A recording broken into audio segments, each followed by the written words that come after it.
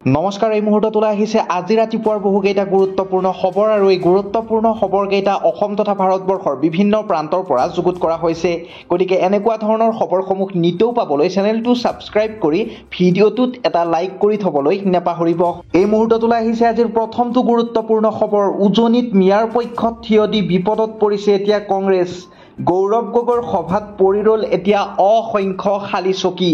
আজিৰ এই খবৰটোৱে অত্যন্ত গুৰুত্বপূৰ্ণ খবৰ, এটা ৰাজনৈতিক গুৰুত্বপূৰ্ণ খবৰ আমি সবিস্তাৰে আপোনালোকক জনাইছোঁ। উজনিত মিয়াৰ পক্ষত থিয় দি এতিয়া বিপদত পৰিছে কংগ্ৰেছ। গৌৰৱ গগৈৰ সভাত পৰি ৰ'ল অসংখ্য খালী চকী। কংগ্ৰেছ নেতৃত্বৰ প্ৰতি আস্থা হ্ৰাস পাইছে এতিয়া দলীয় কৰ্মীৰ। মিয়া অবৈধ বেদখলকাৰীৰ বিৰুদ্ধে অভিযানৰ সময়ত কংগ্ৰেছে লৈছিল বিপৰীত স্থিতি। ডিব্ৰুগড়ৰ লাহোৱালৰ সভাত খালী চকীৰ সন্মুখতে ভাষণ দিলে গৌৰৱ গগৈয়ে। বৃহৎ পেণ্ডেল সাজিও মানুহ গোটাব নোৱাৰিলে কংগ্ৰেছে। দ্বিতীয়টো গুৰুত্বপূৰ্ণ খবৰত আছে বাংলাদেশৰ জামাত-ই ইছলামীৰ সৈতে সম্পৰ্ক, জেললৈ প্ৰেৰণ শিক্ষক হজৰত আলী ওৰফে হজৰত মাষ্টৰক। আমি এই খবৰ বিস্তৃত ৰূপত আপোনালোকক দিবলৈ চেষ্টা কৰিছোঁ দৰ্শকসকল। বাংলাদেশৰ জামাত-ই ইছলামীৰ সৈতে সম্পৰ্ক শিক্ষকৰ, জেললৈ প্ৰেৰণ শিক্ষক হজৰত আলী ওৰফে হজৰত মাষ্টৰক। দীৰ্ঘদিন ধৰি জামাত-ই ইছলামীৰ সৈতে চলাই আহিছিল সম্পৰ্ক। কোকৰাঝাৰৰ কাজি গাঁৱৰ পৰা গ্ৰেপ্তাৰ কৰিছিল শিক্ষক হজৰত আলীক। লক্ষীমাৰী এম.ই. স্কুলৰ সহ শিক্ষক হজৰত আলী। পূৰ্বতে একে অভিযোগত একেখন বিদ্যালয়ৰ শিক্ষক শ্বাহ আলম চৰকাৰক যোৱা ২৬ আগষ্টত গ্ৰেপ্তাৰ কৰিছিল পুলিচে আৰু এতিয়া জেহাদী সংগঠনেৰে ঘনিষ্ঠ সম্পৰ্ক থকাৰ অভিযোগত জেললৈ প্ৰেৰণ কৰিছে হজৰত মাষ্টৰক। তৃতীয়টো খবৰত আছে ভয়াৱহ ভূমিকম্পৰ পিছতে আফগানিস্তানত অবৰ্ণনীয় পৰিস্থিতি। ৮০০ৰো অধিক লোকৰ সৈতে শোকাৱহ ঘটনা। ২৫০০ৰো অধিক লোক আহত হৈছে। ধ্বংসস্তূপৰ মাজত চলিছে যুদ্ধকালীন উদ্ধাৰ অভিযান। এই খবৰ এটা শোকাৱহ খবৰ, আপোনালোকক সবিস্তাৰে জনাবলৈ চেষ্টা কৰিছোঁ। দৰ্শকসকল, ভয়াৱহ ভূমিকম্পৰ পিছতে আফগানিস্তানত অবৰ্ণনীয় পৰিস্থিতি। যুদ্ধকালীন গতিত চলিছে উদ্ধাৰ অভিযান। এই পৰ্যন্ত ভয়ংকৰ ভূমিকম্পত ৮০০ৰো অধিক লোক নিহত হোৱাৰ খবৰ আমাৰ হাতত আহিছে। ধ্বংসস্তূপৰ পৰা ওলাই আছে মৃতদেহ। ২৫০০ৰো অধিক লোক আহত এই বিধ্বংসী ভূমিকম্পত। নিশ্চিহ্ন হৈ গৈছে বহুকেইখন গাঁও। ইটোৰ পিছত সিটো আহিছে আফটাৰ শ্বক। এতিয়াও ধ্বংসস্তূপৰ মাজত বহু লোক আবদ্ধ হৈ থকাৰ সন্দেহ কৰা হৈছে। প্ৰধানমন্ত্ৰী নৰেন্দ্ৰ মোদীৰো এতিয়া দুখ প্ৰকাশ। দেশখনক সম্পূৰ্ণৰূপে সহায়ৰ আশ্বাস এতিয়া প্ৰধানমন্ত্ৰী নৰেন্দ্ৰ মোদীৰ। ক্ষিপ্ৰতাৰে উদ্ধাৰ কাৰ্য চলোৱাৰ আহ্বান প্ৰধানমন্ত্ৰী মোদীৰ। দেশখনত সকলো মানৱীয় সহায় আৰু সাহায্য আগবঢ়াব বুলিও টুইটাৰ যোগে ঘোষণা এতিয়া প্ৰধানমন্ত্ৰী মোদীৰ। পৰৱৰ্তী খবৰটোত আছে ধপাত গুটখাজাতীয় সামগ্ৰীক লৈ এতিয়া ৰাজ্যত আহি গ'ল কঠোৰ নিষেধাজ্ঞা। নিয়ম উলংঘা কৰিলেই যাব লাগিব জেললৈ, ভৰিব লাগিব জৰিমনা। যদি আপুনি এজন অসমৰ বাসিন্দা হয় তেন্তে এই খবৰ আপোনাৰ বাবে অত্যন্ত প্ৰয়োজনীয়। যদি আপুনি এখন তামোলো খায় তেন্তে আপোনাৰ বাবে এই খবৰ অত্যন্ত গুৰুত্বপূৰ্ণ। ধপাত গুটখাজাতীয় সামগ্ৰীক লৈ ৰাজ্যত আহি গ'ল এতিয়া কঠোৰ নিষেধাজ্ঞা। নিয়ম উলংঘা কৰিলে যাব লাগিব জেললৈ আৰু ভৰিব লাগিব আপুনি জৰিমনা। চৰকাৰী আৰু বেচৰকাৰী কাৰ্যালয়ৰ প্ৰাংগণত ধূম্ৰপান, থু-পিক পেলোৱা কাৰ্য এতিয়া সম্পূৰ্ণৰূপে নিষিদ্ধ কৰা হৈছে। ধূমপান কৰিলে ২০০ টকাৰ জৰিমনা ভৰিব লাগিব আপুনি। ৰাজহুৱা স্থানত ধপাত, থু-পিক পেলোৱা কাৰ্যত ৫০০ টকাৰ জৰিমনা বিহা হ'ব আপোনাক। সকলো কাৰ্যালয়ে নো টবাকো জোন লিখি ফলক প্ৰদৰ্শন কৰাটো এতিয়াৰে পৰা বাধ্যতামূলক। বিদ্যালয় মহাবিদ্যালয় ১০০ গজৰ ভিতৰত ধপাত বিক্ৰী বা ব্যৱহাৰ সম্পূৰ্ণৰূপে এতিয়া নিষিদ্ধ কৰা হৈছে। যদি ১০০ গজৰ ভিতৰত আপুনি ধপাত বিকে স্কুলৰ ওচৰৰ বা কলেজৰ ওচৰৰ তেন্তে আপুনি সাৱধান। বিদ্যালয় মহাবিদ্যালয়সমূহে এতিয়া টবাকো ফ্ৰী এডুকেশ্যনেল ইনষ্টিটিউট লিখিত ফলক আঁৰিব লাগিব কলেজসমূহত আৰু স্কুলসমূহত। বিধি উলংঘা কৰা সকলৰ বিৰুদ্ধে COTPA ২০২৩ৰ অধীনত লোৱা হ'ব এতিয়া কঠোৰ ব্যৱস্থা।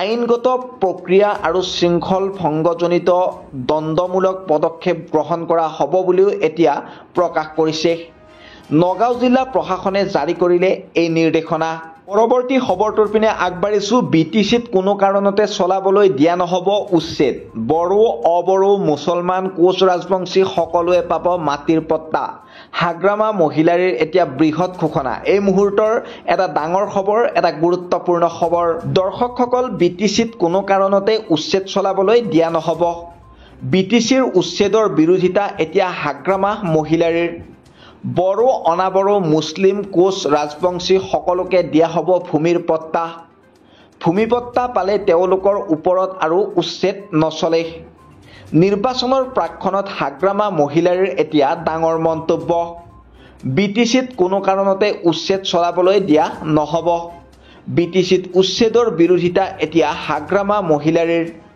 বড়ো অনাবড়ো মুছলিম কোচ ৰাজবংশী সকলোকে দিয়া হ'ব ভূমিৰ পট্টা ভূমিপট্টা পালে তেওঁলোকৰ ওপৰত আৰু উচ্ছেদ নচলে নিৰ্বাচনৰ প্ৰাক্ষণত হাগ্ৰামা মহিলাৰীৰ এয়া ডাঙৰ মন্তব্য যদি আপোনালোকে ইয়াৰ ওপৰত কিবা ক'ব বিচাৰে তেন্তে এই ভিডিঅ'ৰ কমেণ্ট ছেকশ্যনত মন্তব্যবিলাক দাঙি ধৰিবলৈ নেপাহৰিব আজিৰ পৰৱৰ্তী খবৰটোৰ পিনে আগবাঢ়িছো আজি আপোনালোকৰ 1 ছেপ্টেম্বৰ আৰু যদি আপুনি ৰাতিপুৱা এই খবৰটো চাই আছে তেন্তে আজি আপোনালোকৰ 2 ছেপ্টেম্বৰ নাম কৰ্তন হোৱা হাজাৰ হাজাৰ মহিলাই আপোনালোকে যদি আবেদন কৰে অৰুণোদয় আঁচনিত তেন্তে আপুনি ঘৰত বহিয়ে এই অৰুণোদয় আঁচনিৰ ধন লাভ কৰিব পাৰিব ইয়াত হয়তো কোৱা হৈছে যে আজি আপোনালোকে আবেদন কৰক যদি আজি 2 ছেপ্টেম্বৰ বা 3 ছেপ্টেম্বৰত আপোনালোকে চাই আছে এই খবৰটো তেন্তে আপোনাৰ বাবে অত্যন্ত ভাল খবৰ আপুনি পূৰ্বতে পাই থকা অৰুণোদয় হঠাৎ বন্ধ হৈছে নেকি অৰুণোদয় তালিকাৰ পৰা আপোনাৰ নাম কৰ্তন হৈছে নেকি